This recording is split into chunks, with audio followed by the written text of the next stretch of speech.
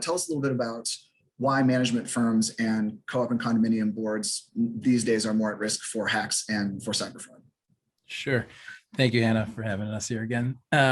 So in terms of why management firms may be more at risk than they were before, I don't think necessarily they're more at risk they were before. I think it's something that's happening in the world around us. I think the environment of everybody working remotely, the fast-paced lives we live of answering emails, opening up, clicking on links, getting data, jumping from one thing to the next, constantly, has opened up the opportunity for more people to kind of expose everybody to those maybe links that will take them to a ransomware or something like that.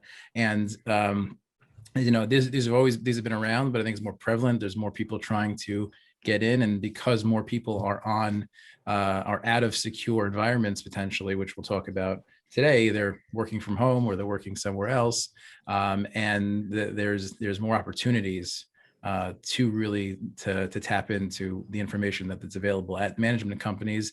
And if a board has an office in the building, a building has an office in the building, that as well. And I would add to that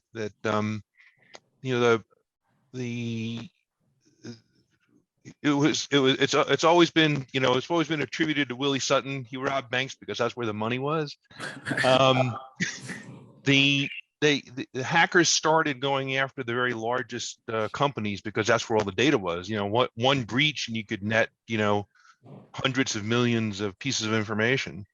But as the larger enterprises have hardened their defenses, hackers have moved down the food chain, and they're targeting smaller and smaller enterprises, and they're starting to be aware of the kind of information that places like co-ops and condos and management firms hold. So I think that's that's a big part of it. And let's face it too, security attacks have become more sophisticated. We've all seen the better spelled emails that look like they came from somebody we know, and so that's going on too. So I think that's what we're seeing.